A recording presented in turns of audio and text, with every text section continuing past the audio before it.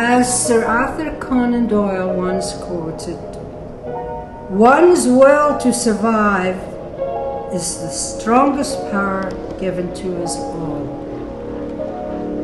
And no one lived these words better than Scott. My brother Scott was born in 1961 with cerebral palsy. After a difficult birth and extended labor, and he was actually dead for 5 to 10 minutes, the doctors revived him.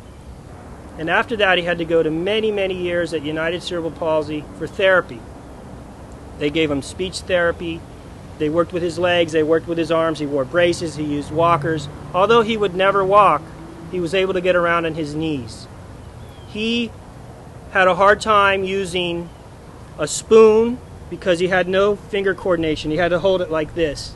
And a cup he had to hold like this with both his hands, and just to get it up to his mouth to drink, that took a few years of therapy on its own. So all these little things that a lot of people take for granted, he had to fight it every day. If it took us 10 minutes to do something, it took him 50 minutes to do it. But he had such a strong will, he would overcome all these obstacles. Since Scott was a kid, he always dreamed of being a race car driver. And before he knew what NASCAR was, because he was so young, he would drive anything, a go-kart, a golf cart, anything that he could get his hands on. When he had his hands on a steering wheel, everything was right in the world to him. And he would go on to have go-karts, motorcycles, airboats. He drove my ski boat.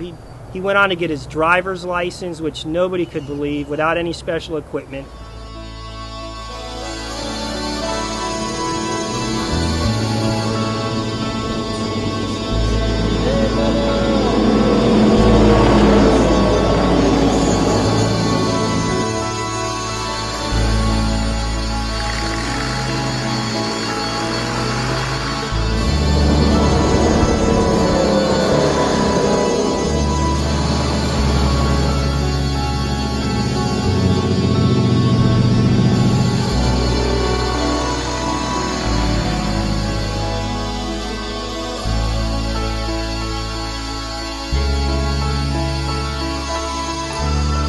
I met this boy about 6 years ago. He drives a wheelchair during the day, drives a race car during the night. His legs aren't strong enough for him to walk on, but he's strong enough to move the pedals. I was on the internet one night looking for some information on cerebral palsy and what new treatments they might have. There was a charity race for people with cerebral palsy. Scott qualifies the cart in 5th place out of like 15, 20 carts. I wanted to tell you, at the end of the 1999 racing season, I was really burned out. And then all of a sudden I went to this CP race. Here came this crazy guy on a scooter, rode up, said, "Hey, my name's Scott." And that was the beginning of our great partnership together to have a totally different attitude in year 2000. Hopefully we're going to be together till 2000 and whenever. Basically, the rest is history. We're here because of that. Scott did that, and it took them from a place sitting at home with nothing to do and to having some kind of a life.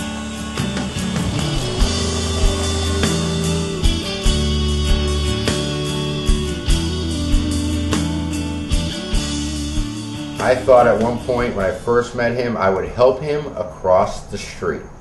How foolish was I? Here's a guy in a wheelchair, and I'm going to help him across the street. No, not at all. He helped me across the street. But the passion for racing, well, thank God before his untimely demise, he had the ability to do something cool. But the biggest part of what he did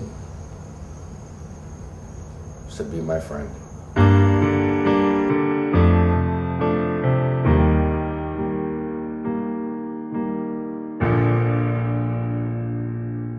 After Scott passed away, I was wondering what to do with his ashes. And I wanted to do something special. I was going to let him go behind an airboat with some of his friends in the Everglades. But I didn't think that was good enough to equal his struggle on this earth. I had to do something big. And one morning, I was out on my balcony on Ocean Drive having a coffee, and a van pulls up at the hotel across the street and picks up 3 guys. On the side of the van it said Jeff Gordon Racing School. And right then the light bulb went off. I knew what I had to do. Brother's lucky suit, and I'm wearing it under this one for sentimental reasons. I'm going to be carrying the ashes, which they don't know about, little vials in my pockets around the track. So my brother and I can take our final ride. As you can hear the engine in the background, we're in front of Dale Jr., my brother's favorite racer after his father passed away. And I'm going to be riding around the track with my brother's ashes. His ashes, SW, in my pocket to fulfill, you know, his wish and his dream of riding in one of these cars and driving one. But all I know is he'd have a big smile on his face, because last time we were here at a race, we were over at this corner watching Dale Earnhardt come around. And I actually have pictures of my brother with Dale in the background.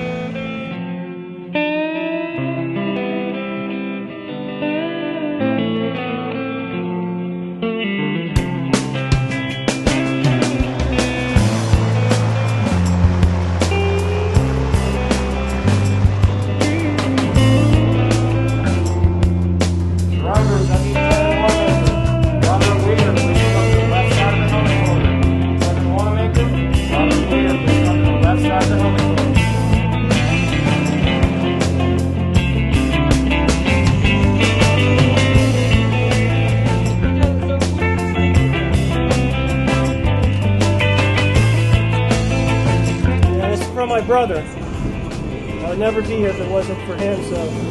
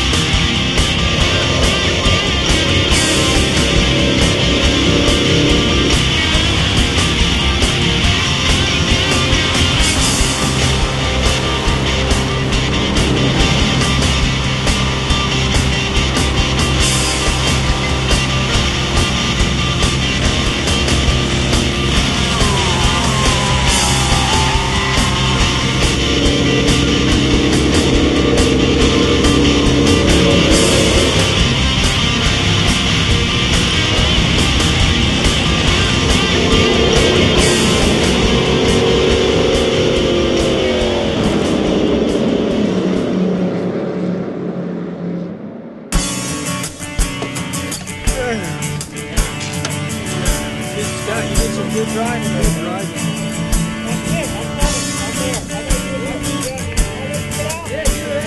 Hey, good job, partner. Hell yeah!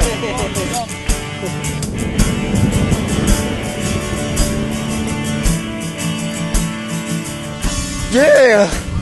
It's done. The ashes are out on the back stretch of it. Are out on the back stretch. It's done. Wow. Now we just got one more place to take him and lay him to rest there forever. I have to say I've had many thrills in my life working on movies, doing stunts, but nothing like this. I felt at home, and I really felt at home in the car.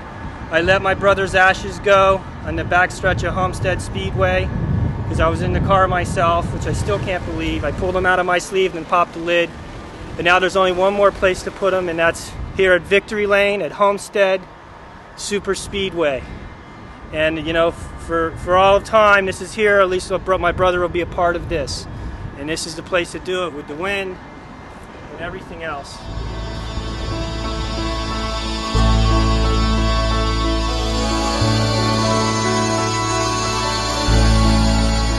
May you rest in peace. And I know I never promised you this. That's why I'm doing it, because it's something that I know that you would have loved. And let me tell you, driving that car, you were with me every lap.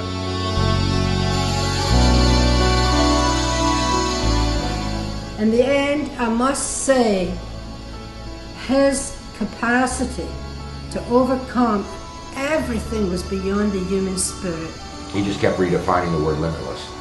Every time I turned around, I'm thinking, I don't know how he's going to do this. And all of a sudden, boom, he pulled it off. Took him a little while, running the boats, even borrowing my cars and stuff like that. He'd be like, I can drive it. I'm like, okay.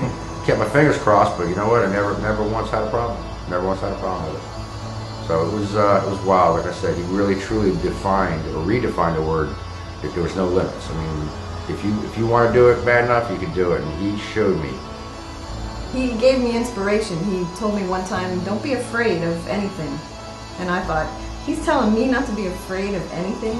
After that, I wasn't. It was like, that's the first time he affected my life. It was amazing when he said it to me. Scott didn't let anybody walk over him. And that's the way we all should be in life. Just like that. Scott always wanted kids with his condition to see what he was able to do. And he didn't want them to sit home all day in the house and watch TV. He wanted them to get outside and do something, whether it was riding around in their wheelchair or their scooter, or racing a go-kart, or riding a tricycle, or just being outside instead of being in the house, because so many people with his condition never leave the house. Some of them can't, unfortunately, but for the ones that can, he really thinks you should be outside as much as you can, enjoying the fresh air and the wind in your face. Scott and I may not have won the Daytona 500, but we won a bigger race, life's 500.